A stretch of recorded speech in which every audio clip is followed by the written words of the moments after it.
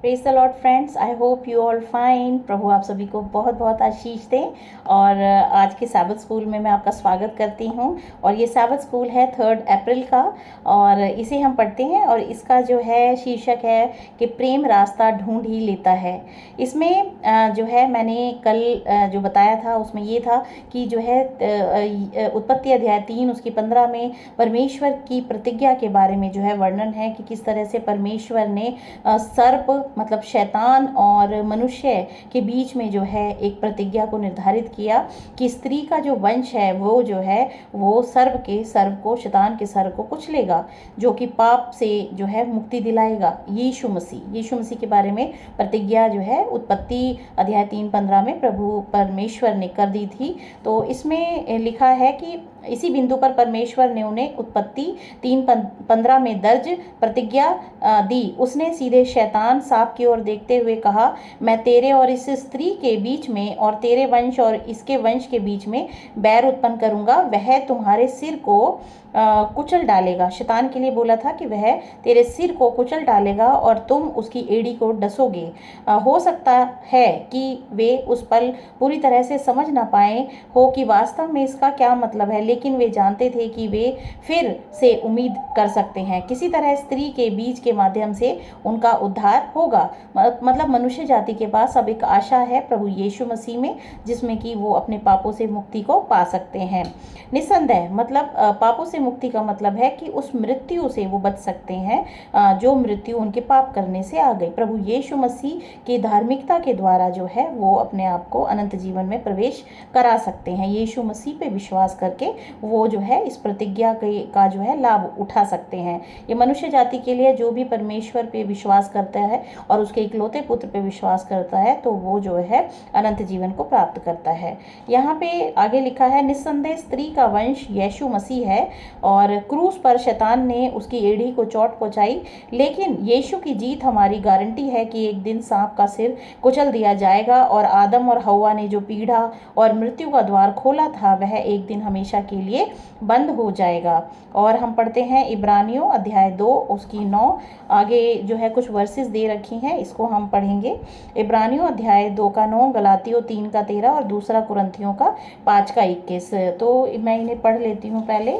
इसमें लिखा है, पर हम यीशु को जो स्वर्गदूतों से कुछ ही कम किया गया था मृत्यु का दुख उठाने के कारण महिमा और आदर का मुकुट पहने हुए देखते हैं, ताकि परमेश्वर के अनुग्रह से हर एक मनुष्य के लिए मृत्यु का स्वाद चखे। इब्रानियों में पौलुस जो है यहाँ पे बता रहे हैं कि सभी पूरी मानव जाति का मृत्यु का जो दुख था वो प्रभु यीशु मसीह ने जो है अपने ऊपर ले लिया है कि मृत्यु का स्वाद चखे।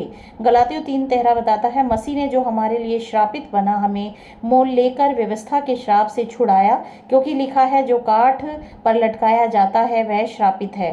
दूसरा कुरिन्थियों 5:21 में लिखा है, जो पाप से अज्ञात था उसी को उसने हमारे लिए पाप ठहराया कि हम उसमें होकर परमेश्वर की धार्मिकता बन जाएं। तो ये सब पद हमें क्रूस पर मसीह के बलिदान की महानता के बारे में बताते हैं। पहले से ही जो है परमेश्वर ने ये प्रतिज्ञा कर दी थी कि प्रभु यीशु मसीह के द्वारा मानव जाति का उद्धार होगा। और फिर उसके बाद इसमें लिखा है, क्या आपको कभी आश्चर्य होता है कि क्या परमेश्वर सच में आपसे प्रेम करता है? क्रूस को देखें, कांटों के ताज को देखें, उसके हाथों और पैरों की कीलों को देखें।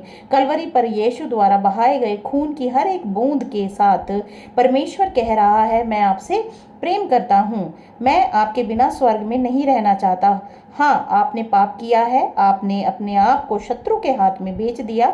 हाँ, आप अपने आप में अनंत जीवन के योग्य नहीं है। मनुष्य जाति कभी भी खुद के कार्यों से अपने द्वारा जो है वो मुक्ति नहीं पा सकती है। उसे एक मुक्तिदाता परमेश्वर की ज़रूरत है। तो मैं आपके बिना स्वर्ग में नहीं रहना चाहता। हाँ, आपने पाप किया है, आपने अपने आप को शत्रु के हाथ में बेच दिया है।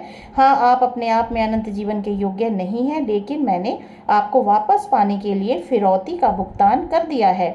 इसीलिए कहा जाता है कि प्रभु यीशु मसीह ने अपने लहू को बहाकर हमें खरीद लिया है। जब आप क्रूस को देखते हैं तो आपको दोबारा आश्चर्य करने की जरूरत नहीं है कि क्या आपसे प्यार किया जाता है? बिल्कुल, प्रभु यीशु मसीह का आना 2000 साल पहले इस बात की जो है गारंटी है कि परमेश्वर ने हमसे प्यार किया, इसीलिए उसने अपना इकलौता पुत्र दे दिया कि जो प्रभु यीशु मसीह पे विश्वास करे वो नाश ना हो बल्कि अनंत जीवन पाए। बाइबल उस यीशु के बारे में बात करती है जो इस दुनिया में आया, जिसने पूरी मानवता के समान सामने हृदय पीड़ा, निराशा और दर्द का अनुभव किया। यह एक ऐसे मसीह को प्रकट करता है जिसने उन्हीं प्रलोभनों का सामना किया जिनका हम सामना करते हैं। एक ऐसा मसीह जिसने अपने जीवन में और क्रूस पर अपनी मृत्यु के माध्यम से नरक की प्रधानताओं और शक्तियों पर विजय प्राप्त की है। यह सब हम में से प्रत्येक के लिए एक व्यक्तिगत रूप से हुआ है। हर एक प्रत्येक व्यक्ति के लिए प्रभु यीशु मसीह ने अपने प्राणों का बलिदान किया है कि वो बच सके। तो मनुष्य जाति के लिए प्रभु यीशु मसीह में ही जो है आशा है कि उनके द्वारा ही वो मुक्ति पा सकते हैं। इसके बारे में सोचें, यीशु जिसने ब्रह्मांड की सृष्टि की, यूहन्ना 1:3 में लिखा है, यीशु जिसने ब्रह्मांड की सृष्टि की, स्वर्ग से उतरा और ना केवल इस गिरी हुई दुनिया में आया बल्कि इसमें ऐसे तरीके से कष्ट सहा जो हम में से किसी ने कभी नहीं सहा होगा, क्योंकि वह हमें प्यार करता है। आशा रखने का क्या कारण है? तो आशा रखने का कारण यह है कि परमेश्वर हमसे प्यार करता है, इसीलिए हम आशा कर सकते हैं कि जिसने हमें बनाया है वही हमें बचा सकता है। यूहन्ना 1:3 में लिखा है, सब कुछ उसी के द्वारा उत्पन्न हुआ और जो कुछ उत्पन्न हुआ उसमें से कोई भी वस्तु उसके बिना उत्पन्न नहीं हुई। प्रभु यीशु मसीह के द्वारा ही सब कुछ उत्पन्न किया गया और जो है सब कुछ उसी का है। तो परमेश्वर ने प्रभु यीशु मसीह में जो है सारी जो है कायनात है उसको जो है उसमें उसको अधिकार दिया है। यीशु मसीह का अधिकार स्वर्ग और पृथ्वी पर है। तो इस तरह से हम ये बाइबल हमें बताती है कि प्रभु परमेश्वर ने स्वर्ग और पृथ्वी का अधिकार प्रभु यीशु मसीह को दे दिया। मत्ती अध्याय 28 और उसकी जो है 18 बताती है, यीशु मसीह अपने चेलों को कह रहे हैं कि स्वर्ग और पृथ्वी का अधिकार मुझे दिया गया है, इसीलिए तुम समस्त संसार में पृथ्वी पर जो है ये सुसमाचार का प्रचार करो और उन्हें जो है बपतिस्मा दो पवित्र आत्मा, पुत्र, पवित्र आत्मा और परमेश्वर के नाम से, और उन्हें जो है मेरी आज्ञाओं को मानना सिखाओ जो कि मैंने जो है तुम्हें बताई हैं, उन्हें सिखाओ उनको मानना। तो परमेश्वर की आज्ञाकारिता में बने रहना ही मनुष्य जाति के लिए एक सौभाग्य को उत्पन्न करता है। इसमें आगे हम पढ़ते हैं, स्वर्ग से उतरा, यीशु मसीह स्वर्ग से उतरा और ना केवल इस गिरी हुई दुनिया में आया बल्कि इसमें बहुत कष्ट उन्होंने सहा।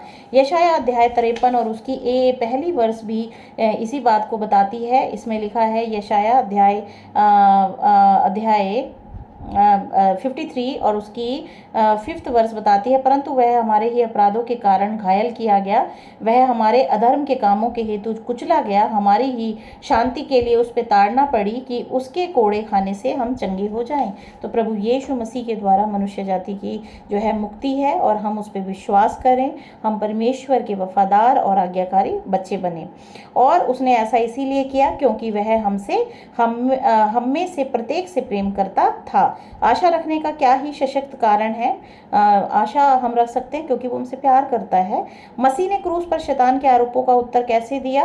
उसकी जो प्लानिंग थी मनुष्य को बर्बाद करने की, उसको उसने जो है बचा लिया है अपने लहू के द्वारा, उसके पाप क्षमा किए गए हैं। अच्छे और बुरे के बीच महान विवाद के आलोक में उसकी मृत्यु से क्या हासिल हुआ है? मनुष्य को जो है प्रभु यीशु मसीह की मृत्यु से हासिल हुआ है अनंत जीवन और अच्छाई में चलने का मार्ग। यीशु मसीह ने कहा, सत्य मार्ग और जीवन मैं हूँ। तो हम जो है प्रभु यीशु मसीह के पीछे चलें और हम सच्चाई में हमेशा चलेंगे तो परमेश्वर हमें अनंत जीवन देते हैं। तो प्रभु आप सभी को बहुत बहुत आशीष दें आज के इस सैबत स्कूल के लिए, और प्रभु की कृपा हमेशा आप पे बनी रहे।